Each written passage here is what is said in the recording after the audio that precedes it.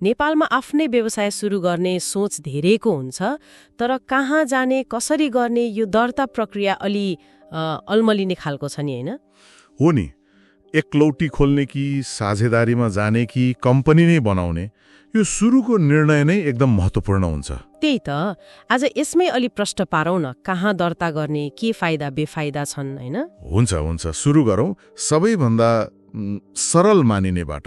एकलौटी व्यवसाय। एकलौटी जस्तै सानो पसल, किराना पसल, त्यस्तै होला है? हो, ठ्याक्कै। चिया पसल, किराना, सानो खाजा घर, यस्तो व्यवसायको लागि दर्ता गर्न मुख्य ठाउँ भनेको स्थानीय तहको वडा कार्यालय हो। ए, वडामा गए पुग्यो। मुख्य दर्ता त्यहाँ भयो। त्यसपछि आन्तरिक राजस्व कार्यालयबाट प्यान नम्बर त लिनै पर्यो। प्यान त अनिवार्य नै होला। अनिवार्य।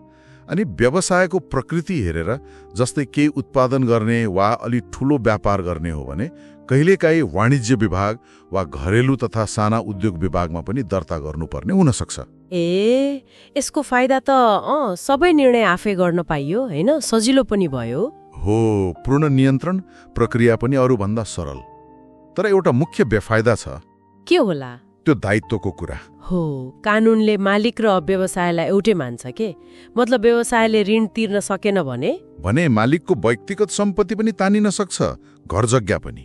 ठ्याक्कै, दायित्व असीमित हुन्छ। यो चाहिँ ठूलो जोखिम हो एकलौटीमा। ए, हो र? त्यो त विचार गर्नुपर्ने कुरा रहेछ। अब मानौ एक्लै होइन, साथीभाइसँग मिलेर गर्ने सोच आयो भने साझेदारी फर्मतिर जानु पर्ला। हो, पार्टनरशिप फर्म। यसमा कम्तीमा 2 जना साझेदार चाहियो। अनि यसमा त्यो कागजपत्र, के रे, सम्झौता, एकदमै महत्त्वपूर्ण लिखित सम्झौता, जसलाई कबुलियत भन्छौ, त्यो अनिवार्य चाहिन्छ। कसले कति लगानी गर्ने, नाफा नोक्सान कसरी बाँड्ने, कसको के जिम्मेवारी, सबै प्रष्ट हुनुपर्छ। अनि दर्ता नि, यो पनि वडामा। वडा दर्ता त छँदैछ, प्यान पनि लिनु पर्यो। तर मुख्य दर्ता चाहिँ व्यवसायको प्रकृति हेरेर सम्बन्धित विभागमा, जस्तै वाणिज्य वा उद्योग विभागमा गर्नुपर्छ। यसमा फाइदा त स्रोत, सिप, जिम्मेवारी सबै बाँड्यो। हो, त्यो त हो। तर दायित्वको कुरा यहाँ पनि आउँछ। ए, कस्तो दायित्व? यहाँ साझा दायित्व हुन्छ, जोइन्ट लायबिलिटी भन्छन् नि। एकजना साझेदारले गरेको गल्ती वा लिएको ऋणको लागि अरू साझेदार पनि व्यक्तिगत रूपमा जिम्मेवार हुन सक्छन्। ए बाबा, मतलब एकजनाले बिगार्यो भने सबै फस्ने? कानुनी रूपमा त्यस्तो हुन सक्छ। त्यसैले कबुलियत एकदमै बलियो बनाउनु पर्छ र साझेदार पनि विश्वासिलो हुनुपर्छ। बुझियो। अब अलि ठूलो संरचनातिर लागौं। Company, private limited, public limited भन्ने सुनिन्छ नि? हो, कम्पनी ऐन अन्तर्गत दर्ता हुने भए यिनीहरू कम्पनी रजिस्ट्रारको कार्यालय ओसीआरमा दर्ता गर्नुपर्छ। ओसीआरमा है। अनि प्राइभेट र पब्लिकमा खास फरक के हो त? प्राइभेट लिमिटेडमा सामान्यतया 1 जनादेखि बढीमा 101 जनासम्म शेयर धनी हुन सक्छन्। यसको शेयर चाहिँ सर्वसाधारणलाई बेच्न पाइँदैन, आफ्नै समूहभित्र किनबेच हुन्छ। सानादेखि मझौला व्यवसायलाई यो ठिक छ। अनि पब्लिक लिमिटेड? पब्लिक लिमिटेडमा कम्तीमा 7 जना संस्थापक चाहिन्छ। यसले चाहिँ आइपिओ जारी गरेर सर्वसाधारणबाट पनि पैसा उठाउन सक्छ। ठूलो लगानी चाहिने, ठूलो स्केलमा जाने योजना छ भने यो उपयुक्त हुन्छ।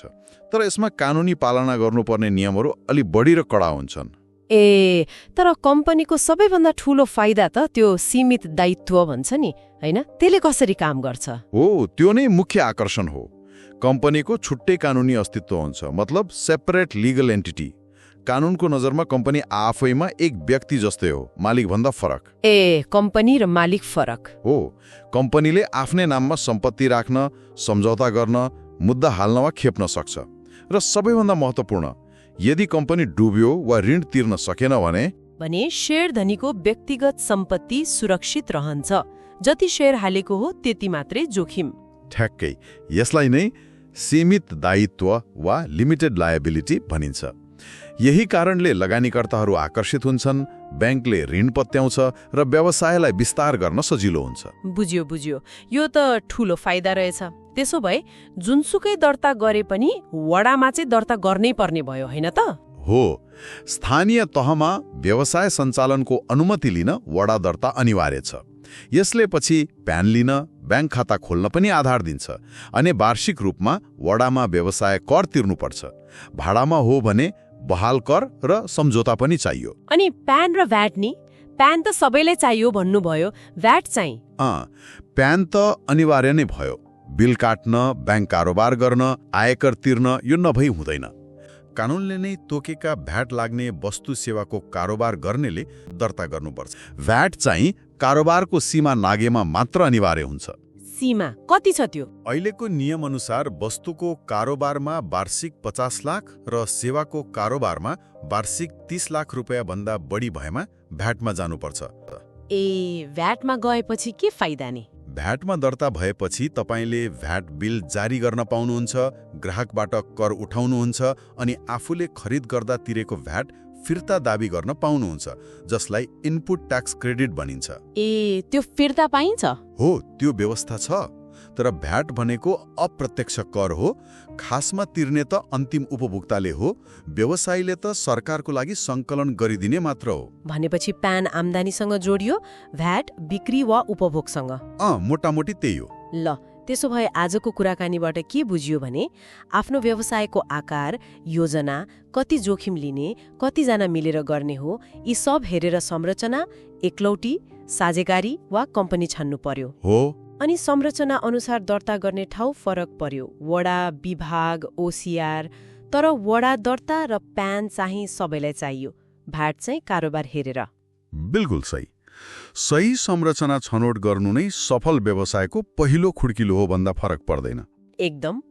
अनि एउटा कुरा थपौँ है, तपाईले रोज्नु भएको कानुनी संरचनाले तपाईको भित्री सञ्चालन र दायित्वलाई मात्र हैन, बाहिरका मान्छेले, ग्राहकले, लगानीकर्ताले, ब्याङ्कले तपाईको व्यवसायलाई कसरी हेर्छन्, कतिको विश्वास गर्छन् भन्ने कुरामा पनि ठूलो असर पार्छ नि। यो पनि सोच्नुपर्छ। हो, त्यो पनि महत्त्वपूर्ण कुरा हो। बाहिर कस्तो छवि बन्छ भन्ने पनि संरचनाले निर्धारण गर्ने भयो। ल, आजलाई यति नै गरौँ होला। धन्यवाद है यो जानकारीको लागि। हुन्छ, धन्यवाद।